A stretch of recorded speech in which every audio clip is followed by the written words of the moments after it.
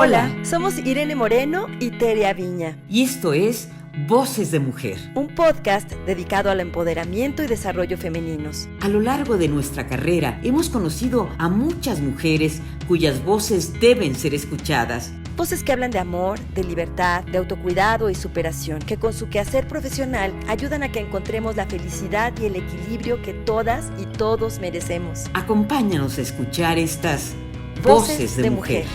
Comenzamos.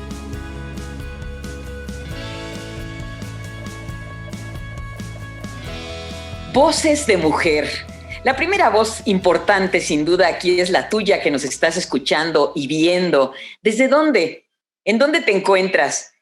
Ponnos un mensajito. Dinos en qué ciudad, en qué país. Estamos también las voces de mi querida Irene Moreno y una servidora Tere Aviña. Y por supuesto, nuestra invitada que en un momento será presentada. Estamos en nuestra primera temporada, época de pandemia.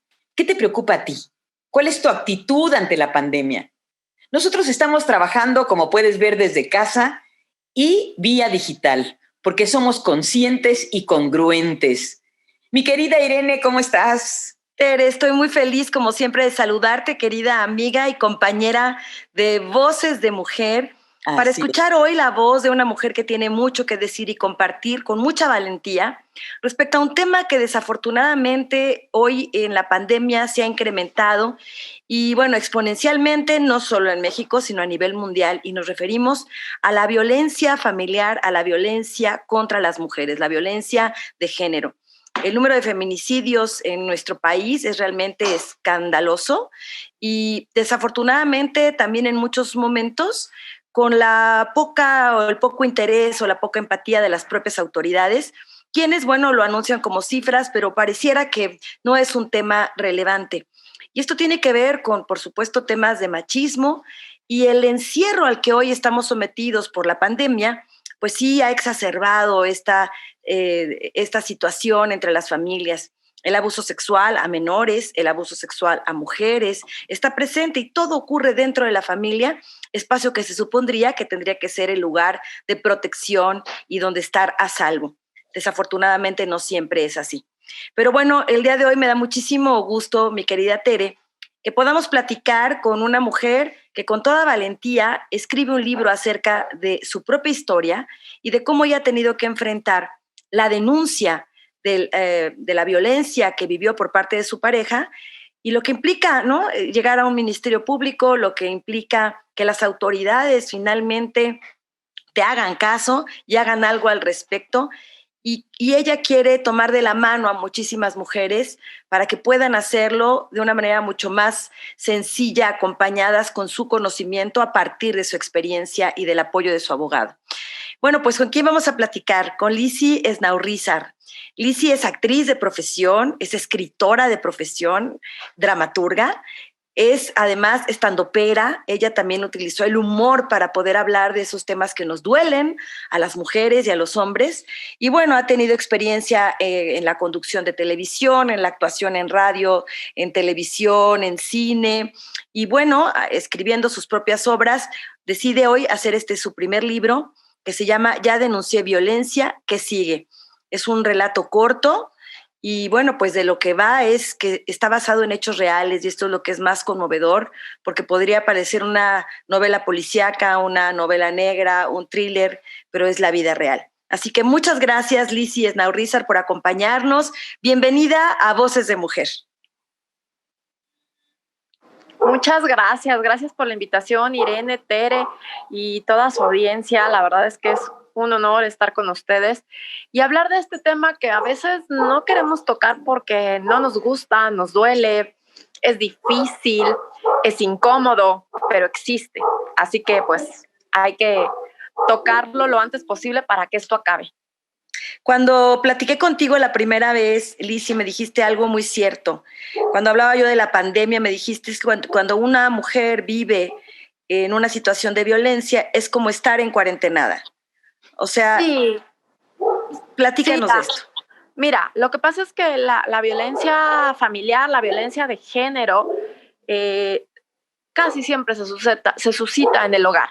que es este lugar, este espacio que tú hablabas que tendría que ser nuestro resguardo, y resulta que no, que es donde corremos riesgo hasta en nuestra vida, en no poder seguir viviendo. Entonces, básicamente, cuando sufres de violencia, estás aislada. Es uno de los síntomas de la mujer violentada. Y entonces es como si estuvieras en cuarentena. Realmente no sales a ningún lado sin tu violentador, como si estuvieras encarcelada y te dan una visita para salir y entonces vas con el custodio. Pues así es la violencia intrafamiliar, la violencia familiar. ¿Y en qué momento, Lizzy, tú decides, ya voy a denunciar, hasta aquí aguanté, voy a denunciar? Cuando me di cuenta que lo bueno que yo había vivido con esta persona nunca iba a regresar, Tere, que lo bueno siempre fue una mentira. Eso es cuando decido salirme de ahí. Es complicado porque cuando tú denuncias, lo primero que te preguntan es, si lo que me está diciendo es cierto, señora, ¿por qué aguantó tanto? Y yo les quiero contar que una no se enamora de un violentador.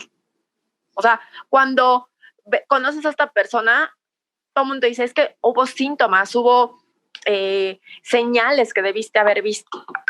No, créeme que la primera parte es la persona más encantadora que te puedas imaginar. El hombre ideal.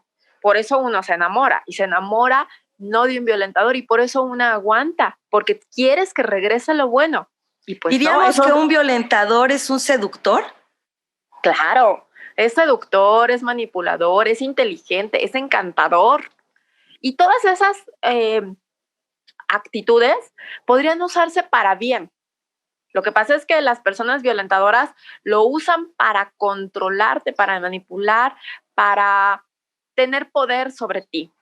Y entonces, cuando estás en una pandemia, que tengas que vivir ya las 24 horas con el violentador, porque a veces el violentador deja encerrada a la mujer en su casa, con físicamente o no físicamente, y se va a trabajar, o se va con los amigos, o se va. Y esos respiros hace que la mujer violentada pueda seguir aguantando un poco más, ¿no? Es como cuando te estás ahogando y de repente tienes tantito aire y vuelves a sentirte el ahogo en esta agua. Pues así es. Ahora en la pandemia, que el violentador no puede salir, se vuelve un caos. Se vuelve mayor violencia, aunque digan que no es cierto, que son otras cifras. De verdad hay más violencia. Simplemente es por lógica, por el número de horas de convivencia. Claro. Oye, cuando nos dices que tú llegas a denunciar y te dicen, ¿y por qué aguantó tanto, señora? ¿Quiere decir que tú te enfrentas con un ministerio público o instituciones machistas? Quiere decir que la policía, el MP, la policía de investigación, dudan de tu historia. Quiere decir que tienes que volver a contarla y recontarla y volverla a contar. Y tú, la que sufriste violencia, tiene que demostrar ante un juez que sí viviste la violencia que viviste y con quien tú dices que la viviste. Entonces, eso es un proceso que yo escribo en este relato corto que se llama Ya denuncié violencia, que sigue. Es un relato muy corto que te va a llevar audiencia por audiencia a las mujeres que están viviendo esto o que están pensando en vivirlo, qué tienen que hacer para lograr justicia. O sea, te voy a spoilear el libro, porque lo importante no es el final del libro, es el proceso que paso por paso te va diciendo qué hacer en cada audiencia. Cada audiencia, ¿a qué tienes que llegar? ¿Cuáles son los recovecos de ley que tiene el imputado o el violentador para alargar y alargar el juicio? Porque hay recovecos en la ley, está la presunción de inocencia, y entonces la víctima es la que tiene que andar demostrando que sí hubo delito.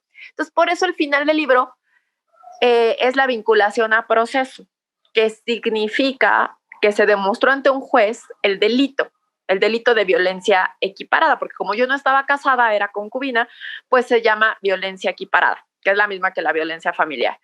Y entonces va a iniciar un juicio. En eso va mi caso y en eso va el libro, porque está basado en hechos reales. No puedo inventar qué va a pasar en el juicio. ¿Cuánto tiempo pasó de la denuncia al momento en que ya se comprueba el delito y entonces puede iniciar el juicio? Pues todavía no inicia porque se cruzó la pandemia. Que eso es algo muy interesante porque no están considerando las cuestiones de denuncia de violencia como una actividad esencial. Se detuvieron. CAVI, que es el Centro de Atención a la Violencia Intrafamiliar, siguió atendiendo toda la pandemia, toda la cuarentena.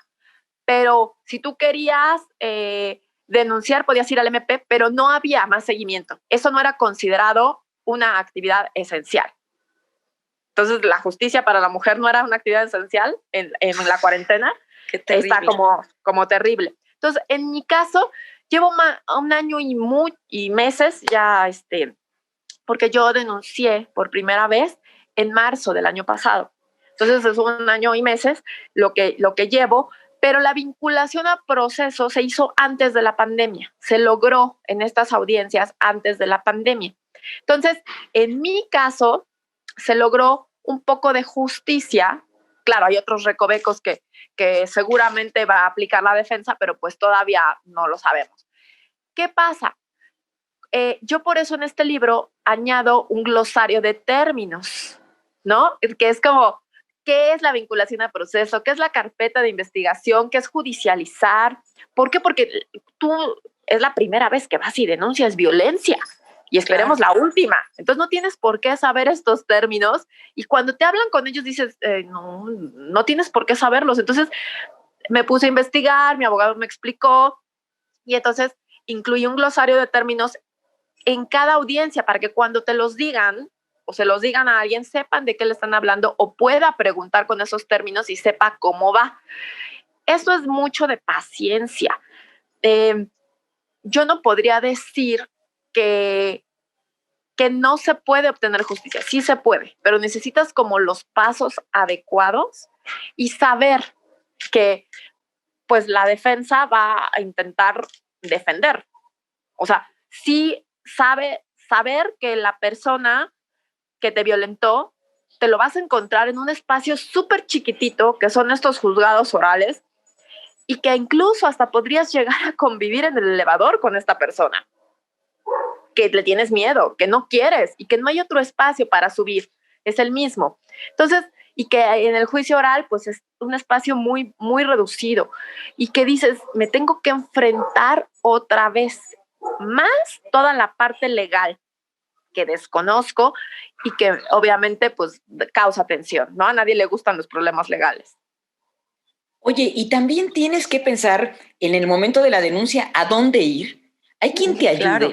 Porque a lo mejor nada más estás viviendo con él y no tienes a alguien que te apoye, que te diga, sí, vente para acá.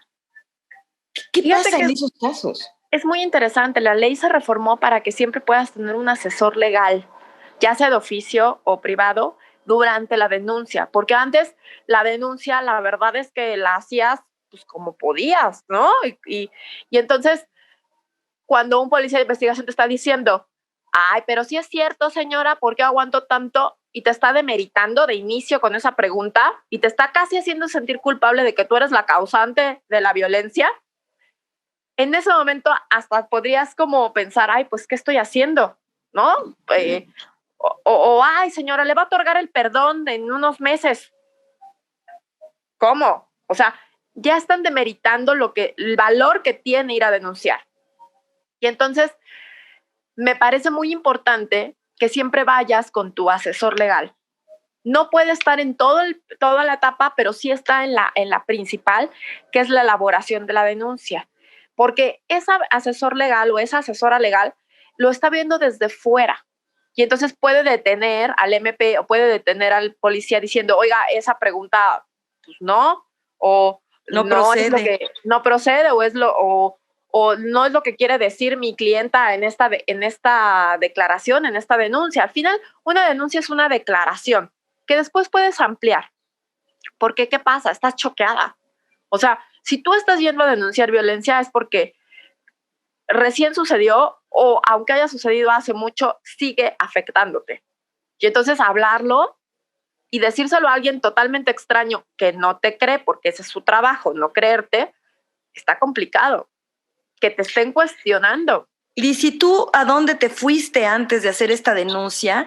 ¿Y qué fue lo que tú dijiste al inicio, bueno, fue cuando a mí me cayó el 20 de que esta idea maravillosa del hombre del que me enamoré ya no iba a regresar, pero me imagino que tuviste que valerte de muchas herramientas, tanto emocionales como físicas y económicas, para dar este paso. Sí, fíjate, Irene, y toda la gente que nos escucha, que sí lo piensas, porque no sabes cómo va a reaccionar el violentador. Ya está sufriendo violencia. Yo en diciembre del 2018 sufrí violencia física, que es la más fácil de demostrar, pues, entre comillas, porque pues llegas pues, con los moretones o los jalones o lo que sea, cuando llegas viva, ¿no? Sí, tristemente, en este país así sucede. Y entonces, yo, para mí fue muy fuerte, pero sí te puedo confesar que yo ya traía indicios tanto de violencia psicoemocional como de violencia física. Y entonces cuando sucede el golpe fuerte, hasta culpable me sentí, porque estas personas son expertas en hacerte sentir que sus acciones son por tu culpa. Producto de tu provocación. Exactamente. Y entonces, cuando a mí me sucede esto, estoy realmente choqueada. Y mi mayor angustia era cómo lo iba a ocultar a mi familia, cómo lo iba a proteger. En ese momento me volví totalmente cómplice, porque es parte del ciclo de la violencia. Y cuando sufres violencia física, te das cuenta también de toda la otra violencia que has vivido. La psicoemocional nunca viene sola, nunca es nada más la golpeé y ya. Entonces, salgo de hacer esa denuncia de SMP y alguien totalmente ajeno que en mi vida había visto me amenazó. Literal con un arma punzocortante, saliendo del MP, de la alcaldía, y me pidió que otorgara el perdón. Yo, teniendo a una persona que no conozco amenazándome con un arma punzocortante y diciéndome que si no lo hacía, cuando llegara a mi casa, mi madre y mi perro iban a estar muertos, me regresé y lo otorgué. No lo hagan. No lo hagan, porque ahí fue el peor error que pude haber cometido. Porque todavía aguanté 3 meses más creyendo en la promesa de cambio, que yo sabía que no era cierta, pero con más miedo que antes. Es decir, él había mandado a una tercera persona, a amenazarte, obviamente. Sí, por supuesto me dijo que no sabía de qué le hablaba, ¿no? Pero pues en ese momento tenía mucho más miedo que antes y quería terminar totalmente la relación, y era imposible. Lo único que estaba en mis manos era que no me volviera a tocar. Nada más. Entonces era esta parte donde cuando ya sigue sucediendo la violencia psicoemocional, estos meses después de la violencia física, él decide, porque ya no me puede tocar, porque yo ya tengo mal carácter, todo esto, ¿no? Que era lógico, y yo no quería estar con esa persona. Decide irse porque estábamos viviendo en una casa de la familia mía. Entonces no era tan fácil agarrar mis cosas e irme. Era al revés. ¿Cómo lo saco de aquí? Claro, lo justo. Sí. Que por cierto ya hay una reforma a la ley, curiosamente con todo y pandemia, donde los violentadores ya son obligados a salirse aun cuando la renta de la vivienda conyugal o la vivienda conyugal esté a nombre de ellos y tienen que estar obligados a seguirlo pagando. Eso es nuevecito, tiene menos de una semana. Entonces me parece una buena reforma respecto a esto, porque generalmente es uno de los problemas por los que las mujeres aguantan. ¿A dónde me voy? ¿Quién me va a dar asilo? ¿A quién le tengo que contar? Porque estás aislada. O sea, todo este periodo del año que yo viví con ella, me quedé sin amigos, sin socios o socias en el trabajo, sin trabajo, por supuesto, porque nada más podía trabajar con él, y sin familia, en el sentido de, o sea, sí estaban apoyando, pero lo que podían de lejos, porque obviamente a esta persona no le convenía que estuvieran cercanos y me dijeran... O sea, te celaba, te vigilaba, te prohibía ver a tu familia, te prohibía ver a tus amigos, te decía que tu trabajo eran unos tontos que no te valoraban, que trabajaras con él porque ahí sí te valoraba él y que tendrían más tiempo para estar juntos. O sea, hay una manipulación muy evidente. La peor enfermedad es la celotipia, la peor, la peor. O sea, esta persona buscaba y buscaba y buscaba algo para comprobar sus celos. Y como no encontraba, salía peor. Entonces, amigos hombres querían conmigo. Amigas mujeres eran mala influencia. Familia no lo querían y por eso hablaban así. ¿Ok? Trabajo, no, hombre. Si me lo daban era por mis nalgas, era la palabra, ¿no? Entonces volteas y dices, ¿cómo? O sea, ¿cómo es posible?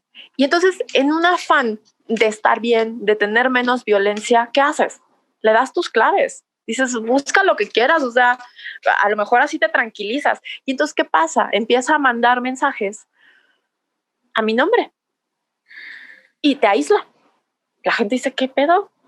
O sea, ¿está mal? Con esta mujer, claro, está loca. Sí, tiene problemas, ¿no? Y sí tenía problemas, nada más que yo no sabía. Bueno, sí sabías que tenías problemas, pero no sabías cómo, en primer lugar, darte cuenta exactamente cuál era el problema, en dónde estaba el problema y cómo salir del problema, Lizzy. Sí, fíjate, Irene, que al principio no te das cuenta. Te das cuenta mucho después. Sí es cierto que estás inmersa en un ciclo de violencia del cual solo para cuando la víctima sale de ahí, viva o muerta, pero tiene que salir de ahí. Y entonces, inicialmente sí no te das cuenta. Yo tuve que llegar hasta la violencia física para decir, no, esto no está nada bien. Y es porque muchas veces somos cómplices del machismo porque también nos educaron así, nos dijeron que el amor aguanta todo. Y yo estoy de acuerdo que por amor hay que hacer de todo, hasta irnos. Sí. Amor a nosotras mismas, Tere. Exacto. Primero el amor a una, pero de verdad, su trabajo es joderte la autoestima diaria. Diario tu autoestima se va mermada, diario. Entonces cuando te das cuenta, literal ya no tienes autoestima. Y está muy difícil reconstruir, de verdad. Bendito que existe el CAVI, que es el Centro de Atención a la Violencia Intrafamiliar, que es algo que le agradezco mucho al gobierno, que es gratuito, que te hacen pruebas psicológicas para ver tu daño, peritajes psicológicos, y te van generando una cantidad de terapias para rehabilitación. Y te van explicando lo que es el ciclo de violencia, porque te sientes muy avergonzada, te sientes con mucha culpa. ¿Realmente le crees que es la única persona que te va a querer en la vida y que te está haciendo un favor? Y está desgraciando tu vida. Y no te das cuenta.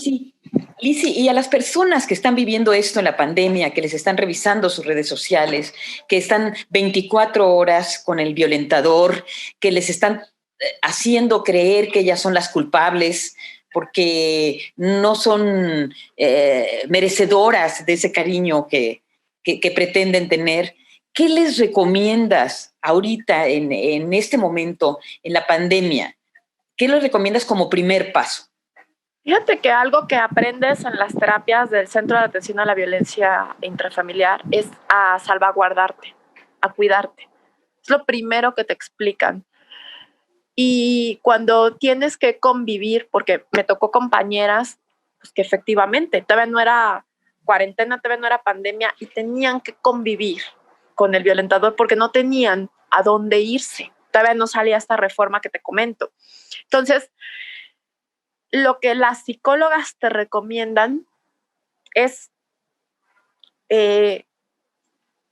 buscar ayuda externa, tener una red de apoyo, es decir, volver a ir contactando a la gente que tú sabes que aunque te aislaron de ella, va a seguir y va a continuar contigo, y explicarles qué estás viviendo, porque en cualquier momento las vas a necesitar.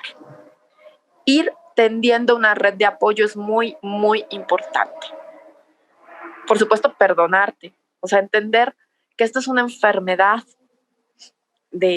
no solo de uno, de dos, porque participas en el ciclo de violencia, no como violentadora, sino como víctima al quedarte callada.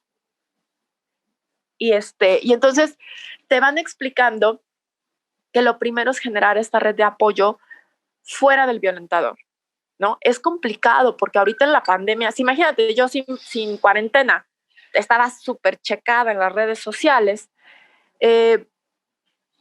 me imagino que va a ser mucho más complicado viviendo 24 horas con esta persona, pero se puede. Sí se pueden dar señales de ayuda, sí se puede. Y también algo que te comentan las psicólogas y que me parece muy importante para irte regenerando, aunque tengas al violentador al lado, es ir construyendo nuevamente tu autoestima. ¿Cómo?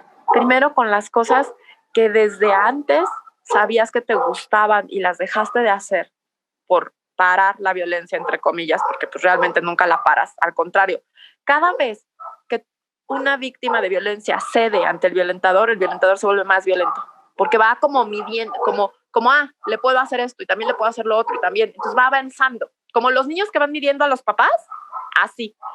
Entonces, te van diciendo, ve reconstruyendo poco a poco tu autoestima, aunque lo tengas al lado. Es difícil. Y sobre todo, no te pongas en riesgo. Es muy complicado no ponerse en riesgo con alguien que explota por lo que tú nunca sabes que va a explotar. Y si te llegas a poner en riesgo, ten una ruta de salida. Aunque no sepas a dónde te vas a ir, hay que tener una ruta de salida. Ahorrar lo que se pueda, porque es importante la parte económica, porque cuando te sales de ahí necesitas vivir de algo. Entonces, buscar un trabajo si se puede.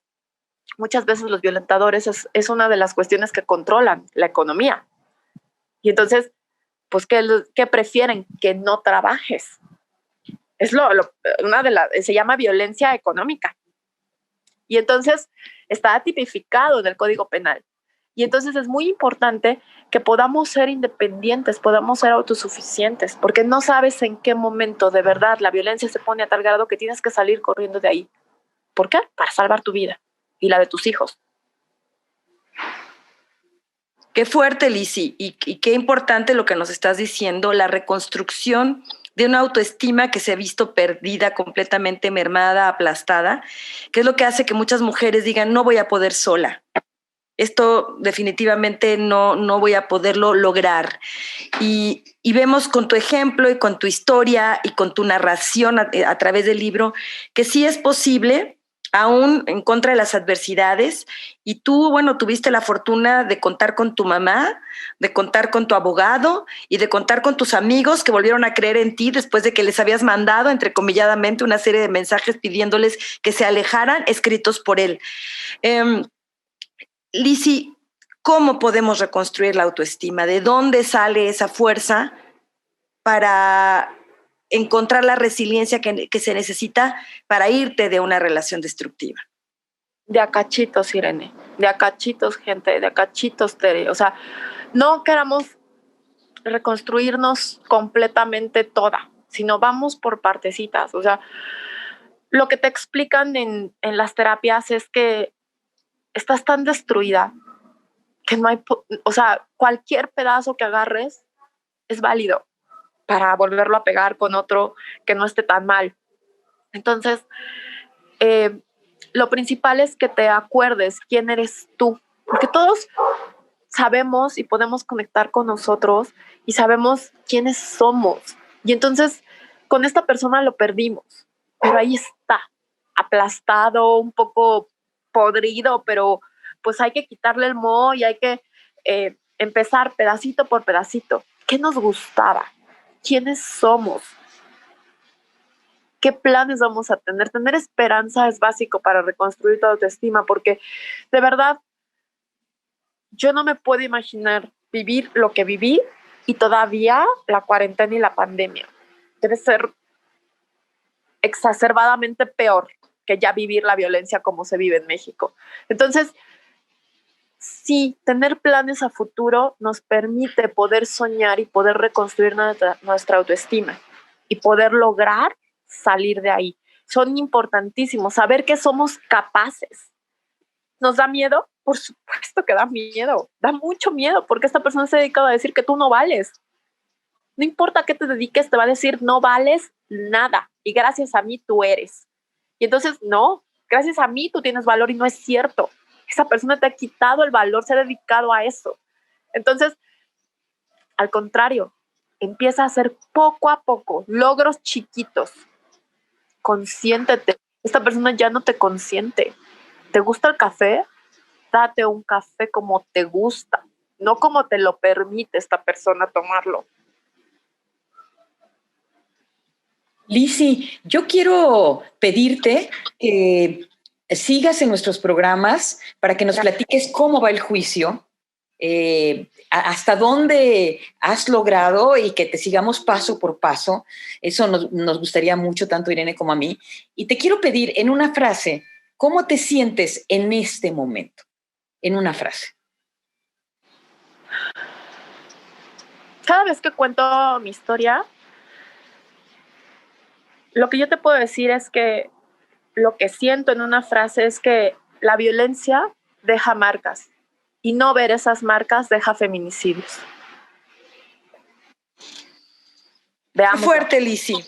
Pero tú tienes afortunadamente el día de hoy la posibilidad de ayudar a otras a que salgan de ese lugar, sí. Acompañarlas de la mano a través de tu libro, pero también de tus redes sociales.